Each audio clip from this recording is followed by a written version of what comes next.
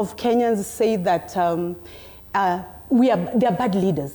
I tell you, and there are aspirants today in this room, when they get to these seats tomorrow, they'll be the bad leaders that we have. They'll be the bad leaders that we have. Honorable, by the way, it's an assumption. It is actually a reality, and I'm not trying to throw a bone to you, but we must acknowledge reality that our system is such that when the community is in need, the first line of defense is a leader. But this is a broken system that needs to be fixed. Sure. However, and maybe thank you for shifting it to Bwana Speaker, there is still the question, which has not been answered satisfactorily, of where is the difficulty? Where is the difficulty? And one of the difficulties that's been mentioned is remuneration. Yeah. Fair enough. I asked a question. Is there a figure, is there a number that once that number hits your account as a member of the county assembly, you will now be confident enough, capable, competent, capacitous enough to be able to hold the governor to account? I mean it as innocently as it comes. If the money that you're getting is too low, what is the amount that can allow you to actually exercise oversight properly? It's not an amount. What is it then? It's a job group. Which relates to an account, yes, an amount? This can be cured by a job group. Okay. Yeah. All right. Okay. Right now, yes. and Mr. Speaker, I think... You're next, Mr. Speaker. Okay, yeah. Okay, Mr. Speaker, help us. Thank you. I think, first of all... Is this valid? Is this genuinely the people that you look after as a speaker? It's not valid. It's not. Tell us why. No amount of legislation. In fact, I think it's the only constitution in the whole world that addresses corruption. Because in our constitution, we have a whole chapter on leadership and integrity. Correct. I tend to think no amount of legislation will be able to cure corruption in Kenya.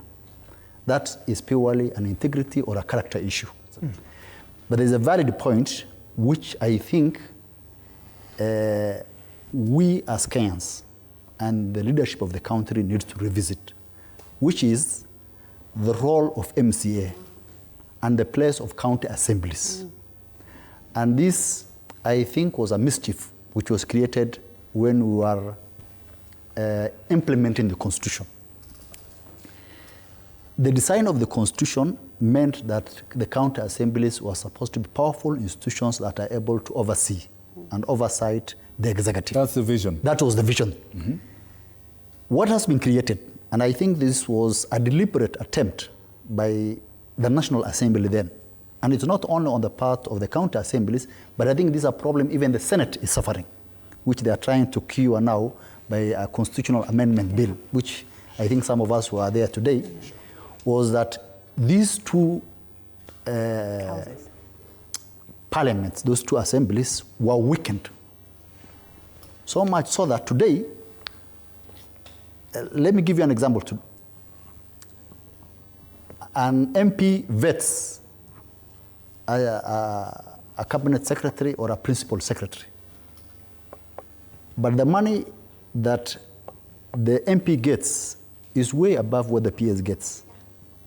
What's happening in the counties is that the MCA gets quarter of the salary that the chief officer gets, or 1/6 the salary of a CC. For those of us who have done management and accounting, that does not make sense. It doesn't make any logic. Why does it not make logic? Because, and I have qualified this by saying, you cannot avoid corruption by paying person. It's a character issue, it's an integrity issue. But I think the most important thing that we need to take into account is that we need to empower the county assemblies in terms of capacity and in terms of remuneration. Look at it this way. How many accountants, how many engineers, how many doctors will you be able to convince or will be able to aspire to be MCAs so that they can have the capacity to not only oversight, for you to be able to oversight, you must be able to interrogate documents. You must be able to question. Bwana Speaker, I have a question on that point, and I think it's a very persistent question. Yes. Fair enough. We hear you. Yes. We hear you. Yes. But again, I ask, if tomorrow, by some legislative miracle, more money is actually sent to this capacity that we're talking about, Yes. will it cure the problem overnight? It will not, certainly not.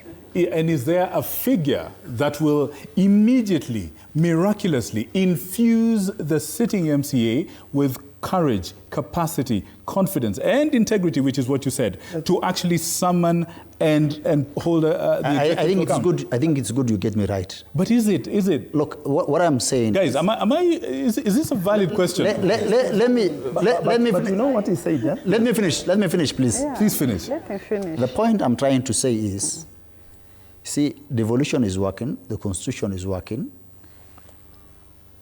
We have certain weaknesses and limitations.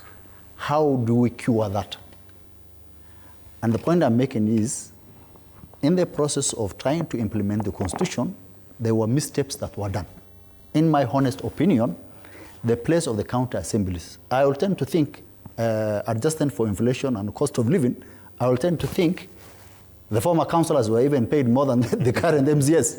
That's the point that I'm trying to make. So I'm saying, in an attempt to empower and build the capacity of the MCS and to strengthen the position of the county assemblies so that they're able to oversee the executive, and this is something which I think SRC has failed to address, and it has been on our desk for quite a long time. The ability of the assemblies to attract professionals to be able to interrogate documents and be able to hold accountable the executive depends on how well they are remunerated. It's not a cure, it's not a panacea to that problem, but I think it goes a long way in trying to solve that problem. All right, we're coming to this side of the room.